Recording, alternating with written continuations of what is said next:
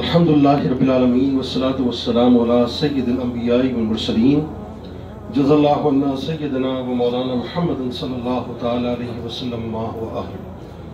سب سے پہلے تو انتہائی قابل احترام مفتی طاہر صاحب، مفتی فرحان صاحب، یہاں موجود ڈاکٹر ناصر صاحب، افتخار ٹھاکر صاحب، احمد صاحب، کاشف صاحب، ایاز صاحب، حسن بھائی، دیگر جو حجاج کرام مجھے سن رہے ہیں، جنید اقبال کی جانب سے انتہائی ادب سے السلام علیکم ورحمۃ اللہ وبرکاتہ۔ میں پہلے تو دل کی عطا گہرائیوں سے مبارکباد پیش کرتا ہوں تمام ہی حجاج کرام کو کہ آپ ضیوف الرحمن ہیں، اللہ کے مہمان ہیں۔ اس جملے کی تازگی، اس کی خوشبو، اس کی لذت کو یقین مانیے نہ میں محسوس کر سکتا ہوں، نہ میں بیان کر سکتا ہوں۔ یہ اتنا حسین و جمیل جملہ ہے، اللہ کا مہمان، بلا تمثیل۔ آپ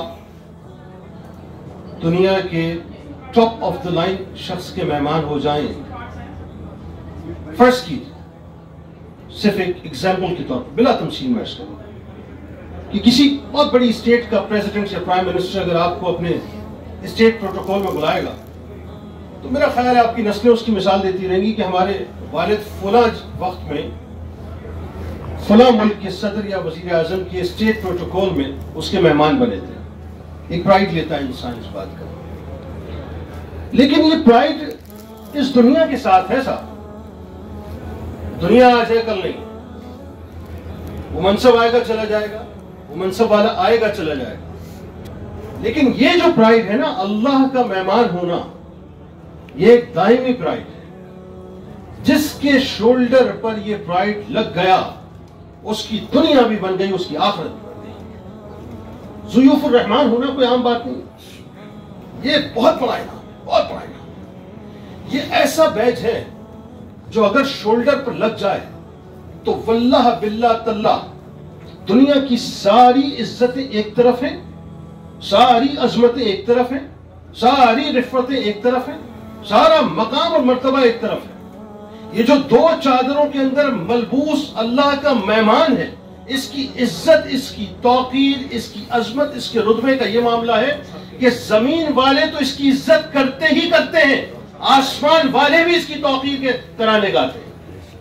اور کمال یہ ہے کہ اللہ تبارک و تعالی، آپ دیکھیں نا وہ کیسا کریم ہے، وہ ہمیں سوچ دیتا ہے، وہ ہمارے دلوں کے اندر ارمان پیدا کرتا ہے، وہ ہمارے لیے وسائل پیدا کرتا ہے، پھر وہ وسائل پیدا کرنے کے بعد وہ ہمیں اپنے پاس بلا بھی لیتا ہے، اور کمال یہ یعنی پورا راستہ ہمارے لیے صاف کرتا ہے، پورا راستہ بناتا ہے، اور اس کے بعد بس ہم سے ذرا سی مشقت وہ بھی کیا کرواتا ہے، اور کروانے کے بعد فرشتوں کو بلا بلا کے کہتا ہے دیکھو میرا بندہ، یہ میرا بندہ ہے جو میرے لیے اپنے گھر بار کو چھوڑ کر آیا، جو میرے لیے اپنے بیوی بچوں کو چھوڑ کر آیا، جو میرے لیے اپنے ماں باپ کو چھوڑ کر آیا، جو میرے لیے اپنی آل اولاد کو چھوڑ کر آیا، جو میرے لیے اپنے کاروبار کو چھوڑ کر آیا، جو میرے لیے اپنی جاب کو چھوڑ کر آیا، جو میرے لیے میرے واسطے اپنی آرام و آسائش کو چھوڑ کر آیا، جو میرے لیے اپنے تبیس گدوں کو، قالین کو چھوڑ کر آیا، جو میرے لیے آرام و سکون کو قربان کر کے آیا، اور آج یہ دو چادروں میں ملبوس ہو کے مجھے راضی کرنے کے لیے اپنے جسم کو مٹی میں اٹا کر بیٹھا ہوا ہے۔ اللہ تبارک و تعالیٰ سوچئے ذرا جب اس پر ناز کرتا ہے تو کیسا ناز کرتا ہے۔ ابھی مفتی فرحان صاحب بہت حسین گفتگو فرما رہے تھے اور تکرار کے ساتھ ایک بات کہہ رہے تھے کہ ہمیں اللہ کا ہو جانا چاہیے، واللہ ہمیں اللہ کا ہو جانا چاہیے۔ دنیا کے سارے رشتے، دیکھیے میں جو بات کرنے جا رہا ہوں اس کو سمجھنے کی کوشش کیجئے گا، دنیا کے سارے رشتے ختم ہو جائیں گے، اصل رشتہ اللہ اور اس کے رسول صلی اللہ علیہ وآلہ وسلم کا رشتہ ہے۔ دوستی بھی اللہ کے لیے ہے اور دشمنی بھی اللہ کے لیے ہے، اور جس نے اپنا رشتہ اللہ سے قائم کر لیا پھر سارے رشتے اس کے ارد گرد گھوما کرتے ہیں. ابھی جو بات آپ کر رہے تھے، ہم اللہ کو سمجھ نہیں سکتے صاحب. سب سے پہلے تو اس بات کو ذہن میں پیوست کرنا ہوگا کہ یہ جو آج ہم مینا کی سرزمین پہ موجود ہیں، مینا کی سرزمین ہے نا، یہ وہی سرزمین ہے جس سرزمین کو میرے آپ کے آقا و مولا صلی اللہ علیہ وآلہ وسلم نے یہ شرف بخشا کہ اس زمین نے قدمین شریفین کو بار بار بوسے دیے ہیں. یہ وہ زمین ہے. ذرا تخیل میں بات کو تو لائیں کہ میں اور آپ ہیں کون؟ اس وقت ہم بیٹھے کہاں پر ہیں؟ یہ گفتگو کرنے کا وقت نہیں ہے، یہ ہنسی ٹھٹے کرنے کا وقت نہیں ہے، یہ ایک دوسرے سے یادیں تازہ کرنے کا وقت نہیں ہے. مفتی صاحب جو ابھی کہہ رہے تھے، ٹائم ویسٹ کرنے کا وقت نہیں ہے. ایک سیکنڈ بہت قیمتی ہے، بہت قیمتی ہے. وقت نکل جائے گا. کس کو معلوم کہ اگلا برس کس کو حج نصیب ہوتا ہے کہ نہیں؟ کون جانے کہ اگلا لمحہ یہ سانسوں کے درمیان کی کوارٹس اس کا ساتھ دیتی ہے کہ نہیں؟ یہ زندگی اس کے ساتھ ہے کہ نہیں؟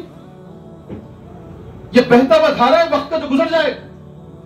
لیکن جس نے یہ سمجھ لیا کہ میں اس وقت اس زمین پر موجود ہوں جس زمین کے ایک ایک ذرے نے میرے آقا و مولا صلی اللہ علیہ وآلہ وسلم کے رخ انور کا دیدار کیا ہے، تو خدا کی قسم وہ اس زمین کی اہمیت کو سمجھ جائے گا اور اپنی اوقات کو سمجھ جائے گا، اپنی اہمیت کو سمجھ جائے گا. ارے وہی تو زمین ہے جس نے صحابہ کرام رضوان اللہ تعالیٰ علیہم اجمعین کے قدمین شریفین کو چوما ہے. یہ وہی تو زمین ہے جس نے انبیاء کرام علیہ السلام کے قدمین شریفین کو چوما ہے. ذرا تصور تو کیجئے، آپ تصور تو کیجئے کہ آپ اس وقت مینا شریف کے میدان میں موجود ہیں. تصور تو کیجئے کہ امام الانبیاء صلی اللہ علیہ وآلہ وسلم جب اپنے حج کے موقع پر نکلے ہوں گے تو ہو سکتا ہے کہیں یہی وہ راستہ ہو، یہی وہ مقام ہو، یہی وہ منزل ہو، یہی وہ زمین ہو کہ جس زمین نے بار بار بوسے دیے ہوں قدمین شریفین کو. تو میں اور آپ تو اس وقت اس زمین پر موجود ہیں.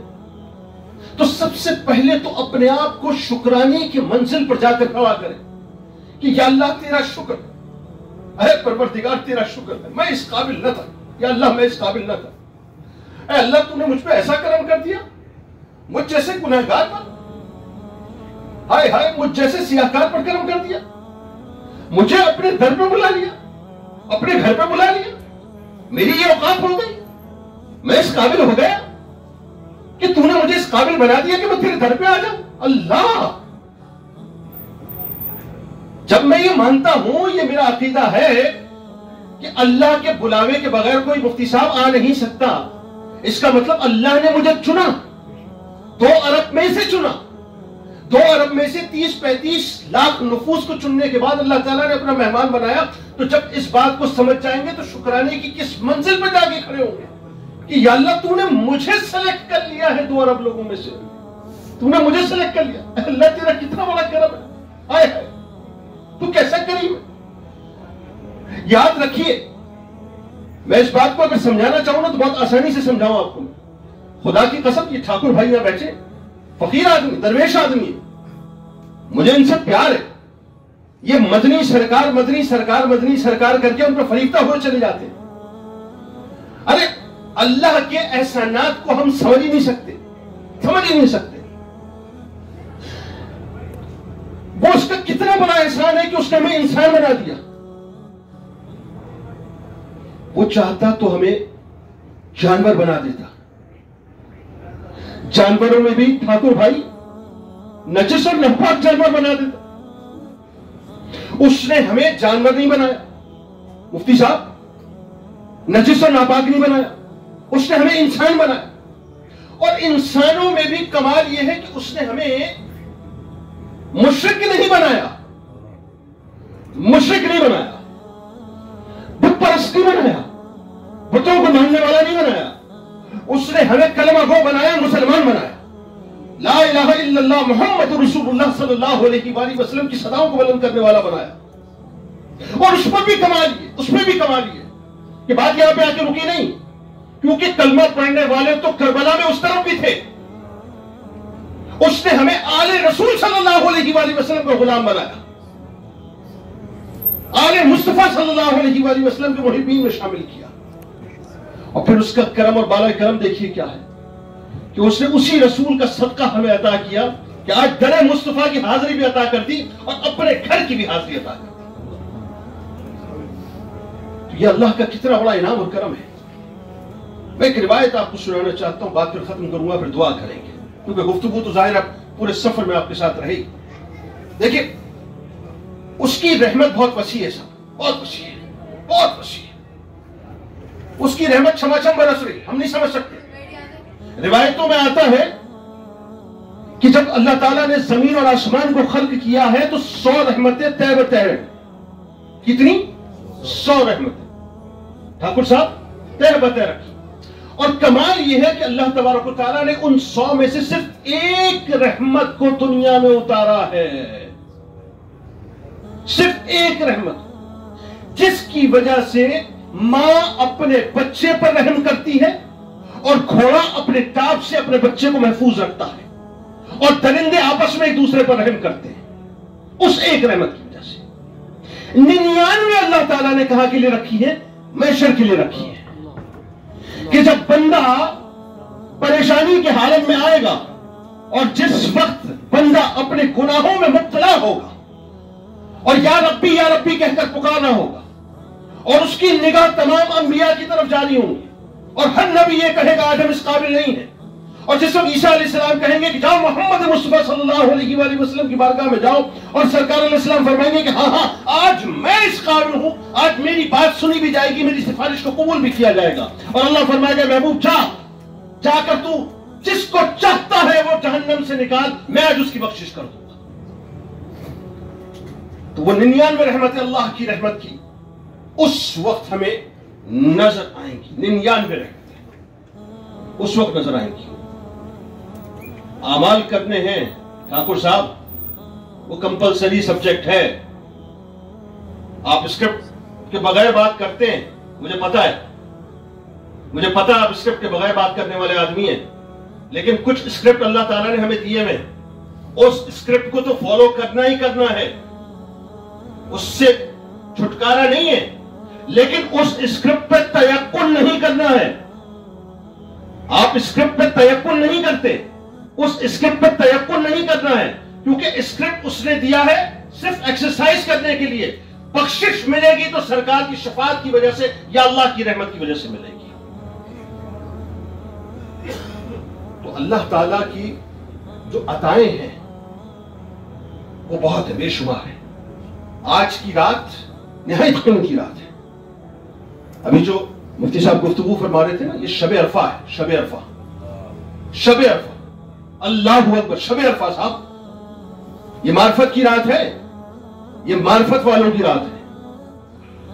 یہ وہ رات ہے کہ جس رات شیطان اپنی ذریت کے ساتھ کسمسانا شروع کر دیتا ہے کہ صبح ہوتے ہی مغفرت کے پروانے تقسیم ہونا شروع ہو جائیں گے, بخشش کے پروانے تقسیم ہونا شروع ہو جائیں گے, اور وہ اپنے سر پر مٹی انڈیلتا ہوا ادھر ادھر بھاگتا پھرے گا.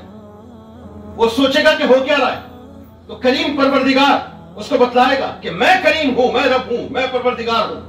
میرا بندہ زمین و آسمان کے برابر گناہ لے کر آ گیا, لیکن اس نے ندامت کا ایک اشک بہا دیا ہے. اب میری غیرت اس بات کو گوارا نہیں کرتی کہ میں اسے داخل نار کر دوں, میں اس کو بخشش کے پروانے تقسیم کر دوں گا.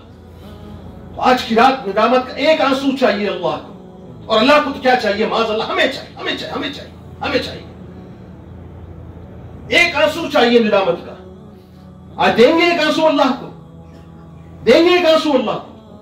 آج ندامت کا ایک آنسو اللہ کو دیجیے. آج کی رات مل کے دیجیے, ایڈٹ کیجیے, ایک آنسو دیجیے, لیکن وہ آنسو ایسا ہو کہ وہ کمٹمنٹ کی. اللہ کو 2 قطرے بہت پسند ہیں, 2 قطرے بہت پسند ہیں ٹھاکر صاحب, 2 قطرے بہت حدیث پاک ہے, 2 قطرے.